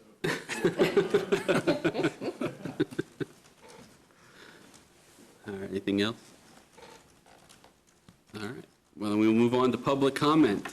For like the third time tonight, I have lost my list, but I know it's here, but I know Leslie was first up. So as I look for my list, Leslie, you can come on up. There it is. That's Councilmember Kel Stacey here. Good evening. So I tried to look at that same list that you guys were looking at to see if this project that I'm here to talk about is even on the list on the proposed list to be funded. I'm assuming it is, so goody. And I know that you're not talking about that tonight, but I just found out about it, so I decided I want to put in the dibs early to let you know my thoughts about this. And I'm talking about the Keeping It Local 17th Street project that will go from McVicker down to 470. And I think it's a wonderful project. I think Jason Funnis and all of those people in city engineering and PEC1 have been wonderful. And I think it's been a great way to unite the business owners on 17th Street in the area that I'm at. And as most of you know, I'm at Tender Loving Care Pet Nursing Hotel on 17th Street across from the Dairy Queen. There's a lot of vagueness in the discussions that we had with Jason, such as, has it been approved? Is the city council, with us? When is public comment going to happen? The date and locale of the utility movement, and the overall project start date. And most importantly, the location of the project start. And that's really why I'm here, because I don't want the project to be started. I and the business owners, so that's Fuzzy Tacos, that's Dairy Queen, that's Balanced Property, that's the new Subway people that are coming in, the new Circle C coffee shop. We do not want that project to start at McVicker and go through to us first. We'd like you to start down at the other end where there are no businesses that can be impacted and bring it on up to us in 2025 or 2026. We have been negatively impacted by the pandemic, as you well know. And to have you come through in 2023, 2024, and shut down our streets or make it narrower and make it difficult to customers to come into our shops is totally unacceptable. It's just not the time to do it. The PEC folks say, oh, we haven't decided yet. I find that a little disingenuous, but maybe not. But I'm here to say we don't want it to start on our end of 17th Street. Additionally, the other issues that we have is the back end parking, which has been done on 12th Street is a nightmare to ask people to back into those parking spaces. I even Googled it. I know it's this newfangled way of parking. Give me a break. It's going to cause more traffic, to my mind, for people to figure out how to get into those spots. I went to 12th Street to go to Jung's. Can I have more time, please? You still have a minute. Okay. So, and I thought I was going down the street the wrong way because I couldn't figure out how to park the car because it wasn't a drive-in, it was a back park. So we're also not in favor of this idea of reverse parking. Love the wide streets, love the idea of the pedestrian walk, but the idea of the reverse parking, I think is not necessary. It says something about keeping it calm and a walkable business district. We're not like Noto. We're not really a walkable business district in my mind. And then finally, the loss of the third lane. So we're looking at going wider on the 2 lanes, getting rid of that middle lane and having nice wide sidewalks, which, by the way, you're taking half my lawn, but that's another subject. So with that, then, the people like Fuzzy's, Dairy Queen, Chez Azou, can I have extra time? Just 2 minutes. Yep. Yeah. They're Hold on, big wait, trucks. we have Oh, to sorry. vote. So moved. Second. All those in favor say aye. Aye. Anyone opposed? Great. Now Sorry, you get your 2 minutes. Sorry, I'm No, almost you're done. good. So the big delivery trucks that come through for the food service, that lane going away makes it difficult for them to get deliveries of their food supplies. So a consideration, not a huge deal, but something we thought we'd bring up and bring to your attention. That's really all I have. I also have a letter from one of the residents in the area also speaking about these issues, that she's not in favor of that. I have had that sent over to you along with this deck that I did so that you're aware of our issues, and I would love it if you guys could let us know when it's going to be available for public comment so we can come back again as a united force and let you know that we really, big issue, don't want the construction started at McVicker and take down our businesses in 2023 or 2024. Bring it in 25, 26, 27, wonderful. Not in 23, 24. Thank you. City Manager, could you just at some point send me whatever our current status is of that project, timeline of when we're going to make decisions on that project, and then I can pass that along. Yeah, Deputy Mayor, actually, today I set up a meeting with staff to discuss all those questions, because I've received several comments and questions about that, so. What'd you say? Oh, what I was saying is, just today, I set up a meeting for staff to discuss all those questions, because I've received a lot of feedback, like from yourself and from other citizens, and so we have that meeting set up for next Thursday, I believe, and we'll When that's hopefully have done, all just that information. give me a report, and then I will pass it on to you, and then we'll know where things stand, and we can go from there. So, thank you, Leslie. Deputy Mayor. Councilmember Hiller. I think it's only fair to say that once a project is approved, like this one has been for some time, the council doesn't vote on the final things. And so you can let us know if there's a problem, but, having this staff responsiveness like you've had is really what you need at this point. Yeah, well, I'll just say that it was very poorly done in terms of inviting the business people. Only three businesses were invited to that meeting initially. We knew nothing about it. Okay. So first I'm hearing of it was about 2 weeks ago, not even.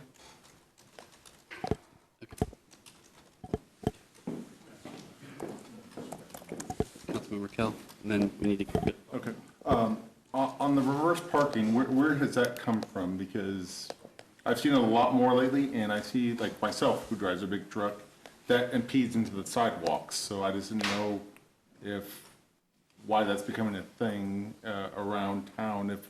I don't know if Mr. Copley could answer that, or anyone else, but I just see it with a lot of big trucks are taking up half the sidewalk when they back into a spot. Yeah, so the, Councilman, the back-end parking is one of those things to increase pedestrian and bicycle traffic safety as well. So when we were talking about NODO, you're talking about backing out. Back-end parking allows you to see traffic coming as well as anything else, so you pull out. So it's one of those things under a lot of traffic plans is picked up ideas or support, but it's obviously a topic that we have to discuss, and that'll be included in our conversation on Thursday. If, those are things that are changed, then design changes will have to be made, but the 12th Street project generated a lot of conversation. All right, Mike Swickard, if I pronounced that right, are you here? Are you on Zoom? Are you anywhere? Going once, Mike? Going twice? Not on Zoom, just making sure. All right, Spencer Records. No? Not on Zoom? All right, Grace Brown Mitchell? No? All right. Will Nickard. Man. Cave game was last night. I don't know what they're doing. There's nothing on tonight. Big names for you. Dave Jackson.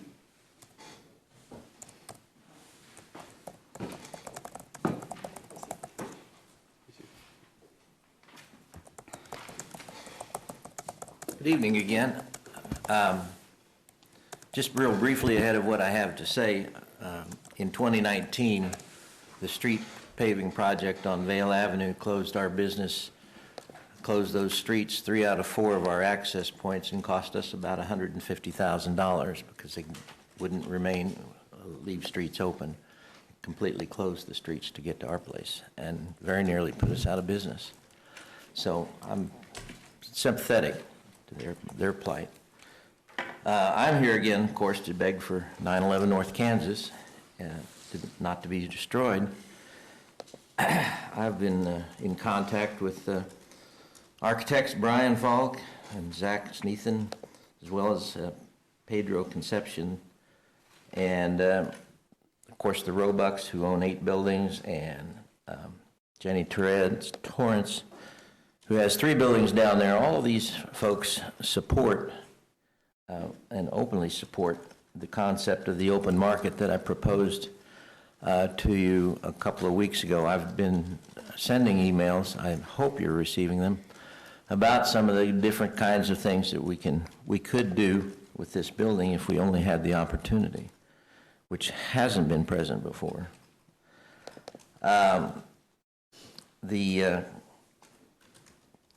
open market concept has worked well in a lot of other historic areas across the country, including, I think I mentioned to you, the place on Route 66 in Oklahoma.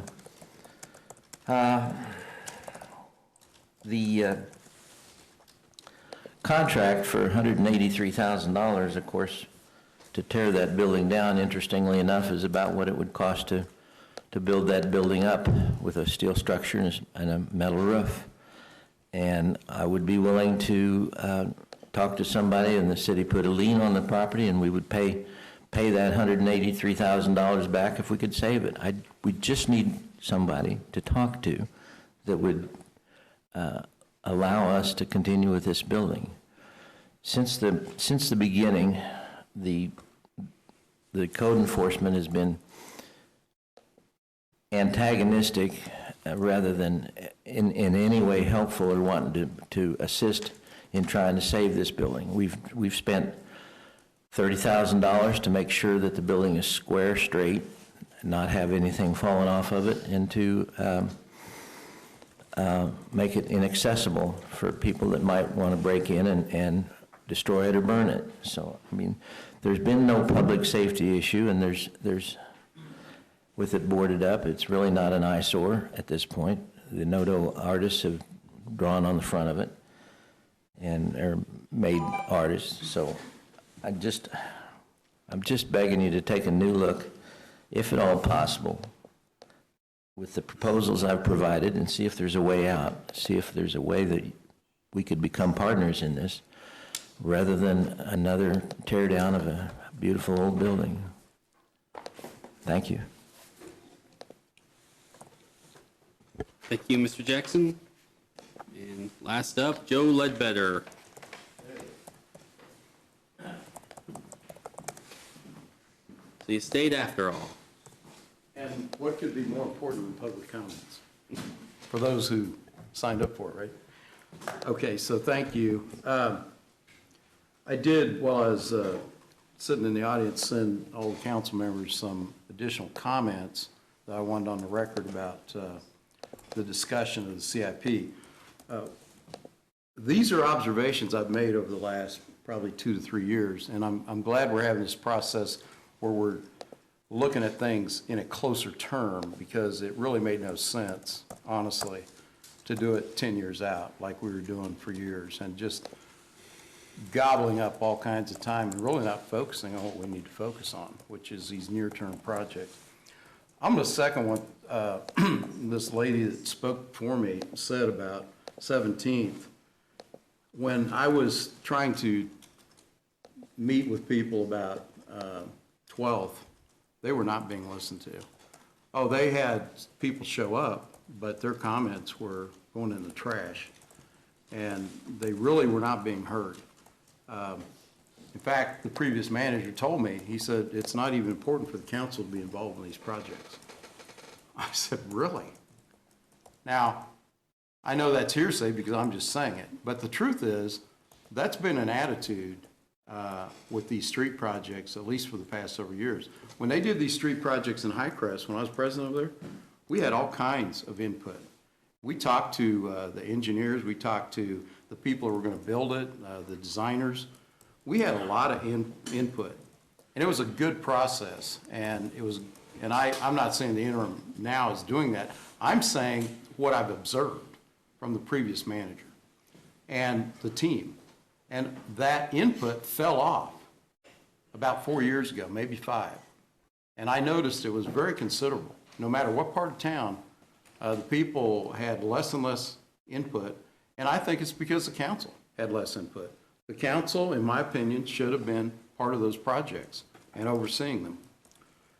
You cannot just let staff tell you what you're going to do. You need to be involved as a bridge with the community so that you have good projects. Now, that's just my opinion, but it's one that is shared by a lot of people that I talk to. One of the things I'd like to see done with, to speed up, and I heard that term used by Tony, and I agree with it, speed up these projects, whether you have to have less design on some of these projects, and I'm not taking away from the engineers on big projects. But let's just take water lines, for instance. We used to do design build when we replaced tens and tens of miles of water pipe 2 decades ago. They were replacing 10 miles a year, and they were not charging extravagant water rates to do it. They were actually getting the work done very quickly. And what it was a design build project. I went back and talked to the director that used to be in charge back then. I still know him. And he said there's no reason not to do design build on these smaller water lines. And I think that discussion needs to happen. I know that the Kansas Turnpike has told me they do design build now with a lot of their projects, and it's saving them a lot of money. I know that KDOT is doing it on some projects. Not large projects like the viaduct. Those need to be absolutely designed by engineers, right? And no, they really do. But there are places you don't have to have engineers line out and stake everything that you're doing if there's just small projects like the one that was done over on Oakley and 18th, in my opinion. Now, my time is finished, and I want to thank you all for being patient. I sent that word about patience. Patience is an action. So, thank you. Thank you, Mr. Ledbetter. With that, we go to announcements. City Clerk. Okay, so August 12th preliminary agenda, we have the 2 nodal items that we moved from this week to next week, or we'll consider again, excuse me. We will have 1 proclamation, it's National Therapy Animal Day. We have 1 presentation for the 2021 Financial Services 4th Quarter Report. We have a noise exception on the consent agenda. Action items include resolution for the bonds on restoring SORT funding. We have the downtown rezoning ordinance. We have the rezoning at plan unit development at 2500 Southwest 17th Street. We have an ordinance for rezoning at 1911 South Kansas Avenue. And we also have a resolution to consider reducing mill levies. Non-action items include a discussion on general bond issuance, just related to the charter ordinance authorizing the issuance of general bonds. We have continued discussion on the CIP process, and then we have discussion on the city manager recruitment process. Thank you. City Manager. A couple things. Yesterday started the Stand Against Racism Challenge by the YWCA. City of Topeka staff is participating in that, as well as the Topeka Police Department staff. So I encourage people, if you haven't enrolled in that, please do. There is no charge, but it is really a great thing the YWCA does. I participated in it last year, so I'm looking very forward to it this year. The other thing is, this is Child Abuse Awareness Month, just started April 1st. This comes on the heel of a infant death that we had just a couple days ago that was very impactful to a lot of our staff members, including AMR, as well as Topeka Fire, Topeka Police Department, and then Stormontville ER staff. So again, everybody's, I see ribbons being worn, appreciate that. But just a reminder that this is Child Abuse Awareness Month, and please keep that in mind. Thank you. Councilmember Ortiz. She's all good. Councilmember Emerson. Thank you, Deputy Mayor. I do know tonight that Councilmember Ortiz is no longer wearing all of her North Carolina garb. No, obviously, congratulations to the Kansas Jayhawks on winning the NCAA men's basketball championship last night. I know that's mine, the Deputy Mayor's, Neil's, even Mr. Ledbetter's alma mater. So congratulations to them. That's a great thing for our sister city, and we're going to see a lot of those people from Lawrence in a few weeks on the intercity visit. So looking forward to that. Also, I don't want to take all the good news. I don't want to steal anybody's thunder here, but I know it's in the paper. I don't know how widely it's been reported yet, but what a fantastic announcement today that Mars is going to expand to $175 million expansion to their plant and bring 100 new jobs to Topeka and Shawnee County. That is absolutely awesome. And I just want to take this opportunity to thank Go Topeka, but especially Mars for their continued investment in Topeka. So that's all. Thanks. Okay, Councilmember Kell. Thank you, Deputy Mayor. Tomorrow is the International Day for Sport for Development and Peace. There's a lot over the last couple of years that sports have done to bring people together. Just like last night, a lot of Kansans came together for the Jayhawks. I've actually had the opportunity to be at an international sporting event, and to see how people just can come together and let everything go, what's going on in the world around them at that time, and be able to watch the World Baseball Classic, be at the World Baseball Classic, and see how people can get along through sport and just kind of get in that little bubble for a while, and hopefully maybe take it outside that bubble. Sport can do a lot, and it's also, over the years now, women in sports has expanded greatly, and especially in countries that women don't have the rights like they do here in the U.S., it's expanded greatly and given them a chance to represent their countries. So I think sports has a lot of good to do for our community, our state, our country, and our world. So just look at it that sports are supposed to be fun, and not to take them too seriously, and look at the bright side of them. Thank you, Councilmember. Oh, Councilmember Dobler. I'm good, thanks. Councilmember Nager. Thank you. Thank you, Deputy Mayor. As was already mentioned, it is National Child Abuse Prevention Month. I am very happy that we had the opportunity to put a spotlight on Lifehouse and on the Kansas Children, I want to make sure I get it right, Kansas Children's Service League. Both are amazing organizations that have a long history in our community and a long history of working with our schools and other organizations that work deeply with children to make sure that Kansas kids are safe. If you would like to go ahead and donate to either one of these wonderful organizations, we have lifehouse.com, lifehousecac.org/donate/index.html, or you can Google it. We also, for Kansas Children's Service League, kcsl.org/donations.aspx. See, it gets a little bit confusing at the end. It's also really important that if you're not able to go ahead and donate any money, you can also donate your time and other resources to these kids. Both organizations take other donations. The other really important thing is if you see something going on with a child, please report it. There are a lot of mandatory reporters at schools, at doctor's offices, but any way the kid can get help is absolutely essential to their well-being and for them to have a good, long, healthy life. And so you can actually go ahead and report instances at 1-800-843-5678 or missingkids.org/get-help-now/cyber tip line. These are really, really important ways to make sure that kids who need help get help. And so please be a part of this observance of National Child Abuse Prevention Month by making sure that we're preventing child abuse. Thank you, Deputy Mayor. Thank you. Councilmember Lesser?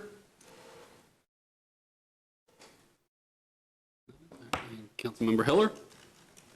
Just one quick announcement. I think most people saw a week or so ago that I was became engaged with a group of people that came together to help in whatever ways we could to assist Ukrainian refugees who are seeking asylum in this country to get here to Topeka. And as we sit here, Jana Ross is in Tijuana, Mexico, has already met the first flight of people that she knew coming out of Ukraine. Apparently that is a good crossing, and they should be over in a day and be here in Topeka by the end of the week. It's pretty exciting. Pastor Frazier, who was here earlier this week, is part of that group as well, and it was he who arranged a church to loan them a 15-passenger van. People have been very generous with dollars and gift cards for hotel, or sharing hotel night stay points, and food cards for restaurants that were likely to be along the way to get Jana and a co-driver all the way there and soon to be all the way back. Pretty exciting. Thank you, Councilmember. Just a few things for me this evening. It was nice last night, after you're married to someone for a little while, to learn something new about them. My wife, we weren't together the last time KU went to the national championship game. I am a multi-generational graduate of KU. I have season tickets to all their sports. Yes, even football. We can talk about why I do that later. But so she didn't understand last night. First half, she sat in the basement with me. She went to K-State, boo, whatever. And she doesn't care too much about basketball. So first half, she sat downstairs in the basement with me. They were getting their butts kicked. So she goes upstairs. So halfway through, they're on this comeback. And she comes back in the basement. And she didn't understand why I told her, get the heck out of the basement. When you were down here, they were losing. When you went upstairs, they were winning. Stop. And I think she had that moment of, who is this man? I have never seen him before in this relationship. But for those of us who are that devoted, it was a great evening for all us longtime Jayhawks. We aren't suffering. I mean, I can say it's fairly amazing in my lifetime. It's their third national championship, and a lot of other schools can't say that. So congratulations to them, and sorry to my wife for telling her to get the heck out of the basement when they were on their massive comeback. I'll follow up on Councilmember Emerson. The Mars plant was announced today. That announcement did come out, $175 million, 100 new jobs. It also includes expansion of the Snickers line, plus they're adding Three Musketeers and Milky Way to this plant. So my wife and I still debate the value of a Milky Way. She's pro, I'm con, it's a constant thing, but at least they're making it here because I know lots of other people like it. So it is a big expansion. It continues to show their commitment to Topeka, and that's very important, and so I follow up those comments. The last thing is, I want to congratulate our own city attorney, Amanda Stanley, who is a member of the 2022 inaugural Kansas Bar Association Leadership Institute. There's a whole article about it I have right here. See, it's fancy, so congratulations to her, and glad that she is going to be a part of that. With that, I believe we have an executive session, so I will turn it over to the city attorney for the motion. The motion would be to recess into executive session not to exceed 25 minutes to discuss employer-employee negotiations related to WPC, Water, AFT, Development Services, and other unions as may be necessary for the discussion as authorized by KSA 75-4319B3. The following staff may be needed to assist the governing body in its deliberation. Interim City Manager William Cochran and other staff he deems necessary. A motion? Move approval. Second? Second, Councilmember Kell. All those in favor say aye. Aye. Anyone opposed? All right, we will take a 10-minute break before we go into that executive session.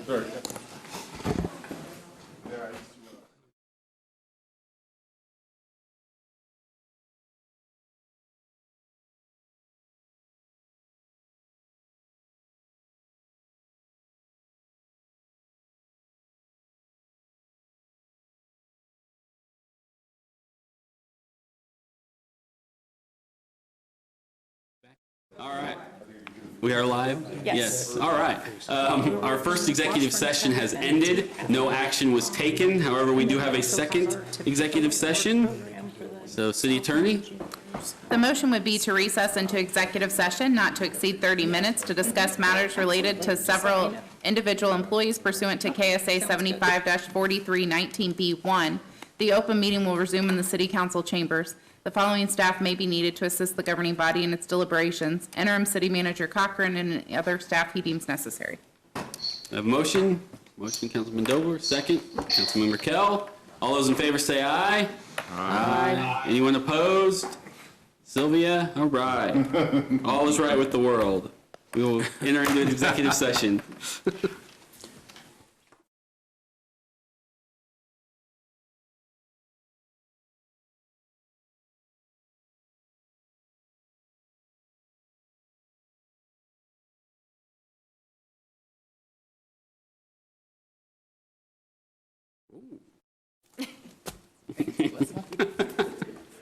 Are we on? All right. With that, our executive session has ended. No action was taken, and we are adjourned. That was definitive. That was loud.